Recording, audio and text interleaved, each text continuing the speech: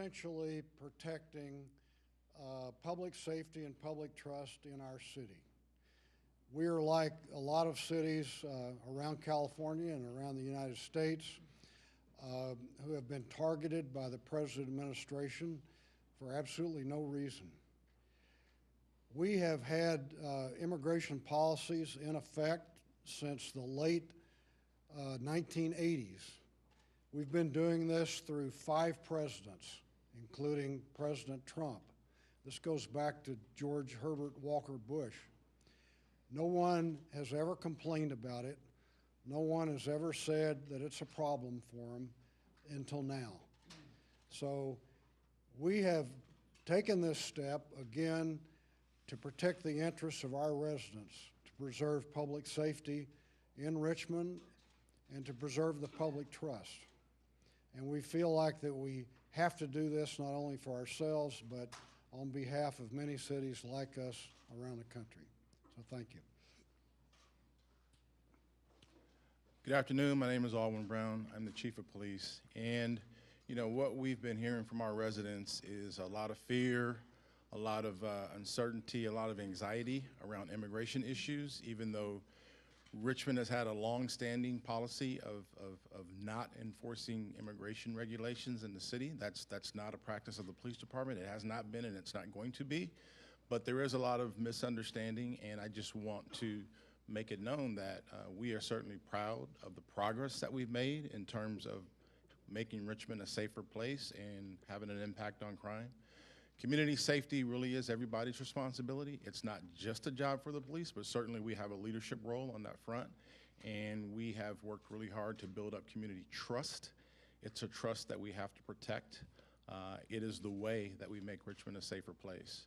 And so I just want to make sure that we're continuing to move forward and to build on, you know, what we've been constantly tinkering with, which is a pretty successful community policing model.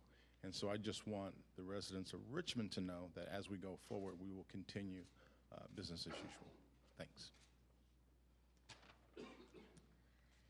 Hello, my name is Gail McLaughlin. I'm a council member. I'm also the former mayor of Richmond. And in early 2007, in my first year as mayor, back when I was mayor, we experienced a host of ICE raids in the city of Richmond and in the entire county of Contra Costa that caused so much pain and suffering in our community.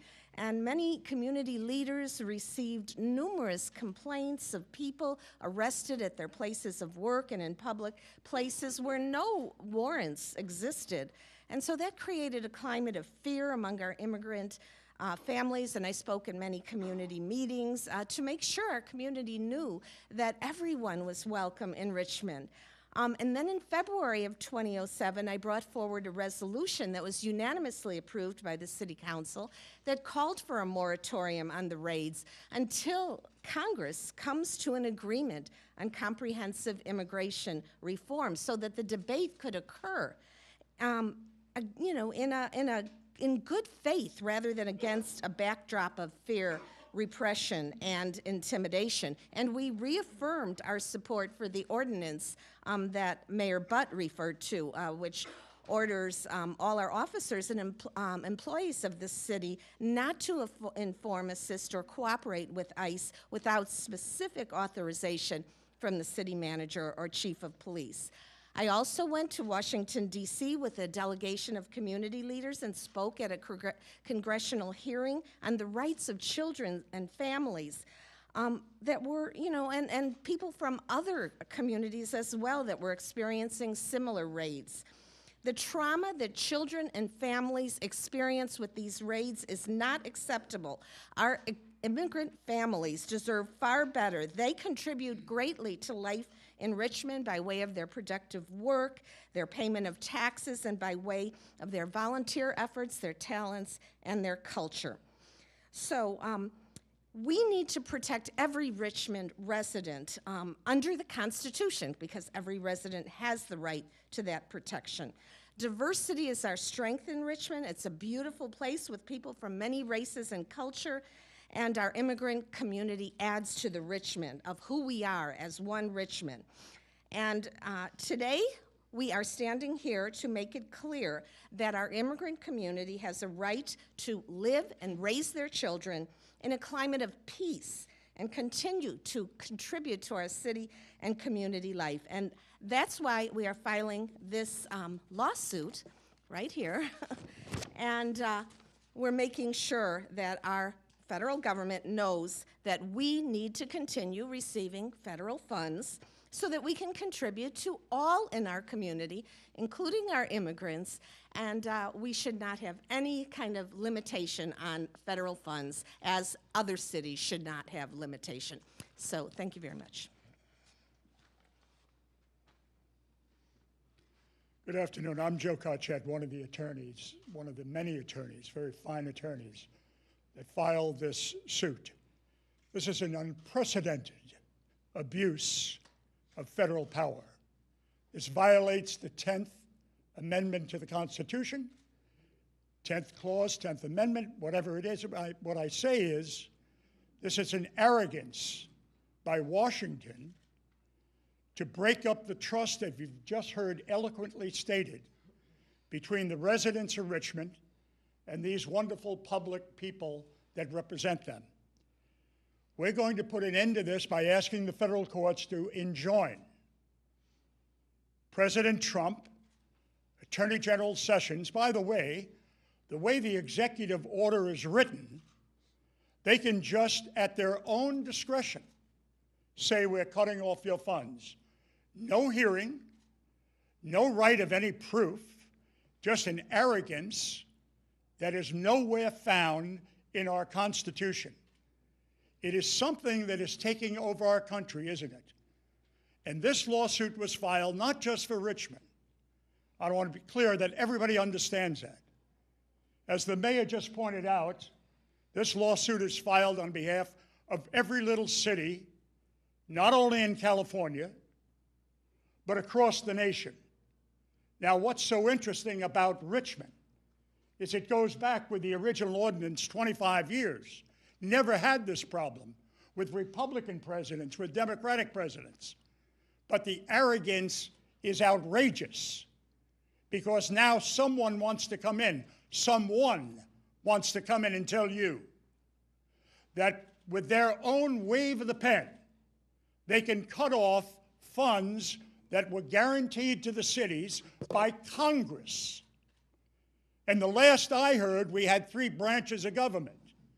We had the legislative branch, the executive branch, and the judiciary. And now one man stands up and says, no, I can take your funds away. I don't care what Congress says. By the way, Chief, I can make you do what I say do, regardless of what the court says. Well, I have a surprise. We all have a surprise for this president. We're going to go before the 3rd branch of government, the judiciary, who he doesn't seem to like. And we're going to ask that branch to say, Mr. President, the arrogance has to stop. It is an unconstitutional act, as the Supreme Court has already found in numerous cases. Lastly, the executive order that he evidently tweeted out, we're big on tweeting these days, uses the word sanctuary jurisdiction. There's not a person in this room that could tell any of us up here what is a sanctuary jurisdiction. The ambiguity was purposefully built into it. So they could just say, you're in violation, Chief, of sanctuary jurisdiction. That's what this council has taken on. This mayor, this police chief, this fire chief has stood up and said, we're going to stand up for every little city in America and stop this abuse. Before you leave, could you just tell us what it is that you're doing as far as this lawsuit? Sure, very simple. Good question. We are going into federal court and asking for an injunction. In other words, getting the court to sign an order that, it's so simple, that the doctrine that he put out, the executive order, it's 13678, is unconstitutional. You can't get more simple than that. And therefore, Mr. President, you cannot enforce that order. Recently done by a judge up in Seattle on the travel ban. Same thing. It is not exotic law. No one in that White House seems to read the law, because there are cases that have come before us and have already said, you don't have the authority to do that, because this may come as a shock to you, President Trump, but there are three branches of government. Joe, can you just restate this executive order in terms of allowing the cutoff of funds? Just state that again in terms of what Sure. this order does and what the ramifications are of that for city governments and for the individuals in the city. Very good question. In its simplest form, the executive order says that if you do not follow and obey the U.S. immigration laws, and if we come into the chief or the mayor or whoever else and say, we want some of your residents jailed, I'm going to be as simple as it can get, jailed, we are going to take away all the funds we give to your hospital, your schools, your police department. We're even going to take your fire trucks. Because I can do that. I'm the President of the United States. He can't do it. It's as simple as that. That's what the order reads in substance and effect. It's not a long executive order. It's very short. It says, if you don't listen to me, I'm going to take your funding away. The last I heard was that it's Congress that gave the chief the money. It is Congress that helps the health of Richmond. It is Congress that puts money into the local schools. It is not the president, although maybe Mr. Trump could afford that. I don't know. I got a question. What gives you the right to tell the federal government not to come in and arrest these illegal immigrants, which under constitutional law has no right being here in the first place? So you find me in the law, the United States Constitution, that these illegal immigrants have the right to be here. I want you to show me. And another thing, sanctuary cities is aiding and abetting illegal immigrants that have no right being here, and that no good coward police chief is a coward because he ain't going to force federal law that he took a note to. So who the hell are you to sit there and tell us that we don't have the right? The president has the right to do anything he needs to protect our citizens, and you're saying he doesn't. He's going to cut your ass off. I guarantee you, he's going to make you fuckers bleed. I have the right to stand up for my Constitution. Won't you tell me about ICE, how Richmond PD gave ICE uniforms to harass illegal immigrants? Huh? Come on, McLaughlin. Okay.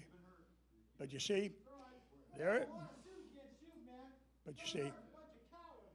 there is the greatest demonstration of why we have filed this suit. It's called the Constitution. That gentleman just had a right to speak. He had a right to speak under the First Amendment to our Constitution, just as these noble people here have a right to bring an action to say, guess what? Here's what the Constitution says, and Mr. President, you can't come in and just willy-nilly say, we're going to take all your health funds, police funds, housing funds, thank you, your education funds. We're just going to cut it off with no hearing. With no hearing. Understand that. This order, executive order, says Mr. Sessions can just walk in and say, stop the check. Is the funding that we're talking about money that has already been committed to the city and spent, or are we talking about? That just happens to be, you just put your finger on another aspect of the case. Because they say, yes, we can, even though we have committed these monies for this next year, for these kids in school, for these housing units, we can stop paying it right now. We can tell Congress, the executive branch can tell Congress, don't send the check. Sheer nonsense. How much money are we talking about? I mean, the mayor can address, if in this world, the president or the federal government pull the funding, how much money are we talking about and what programs?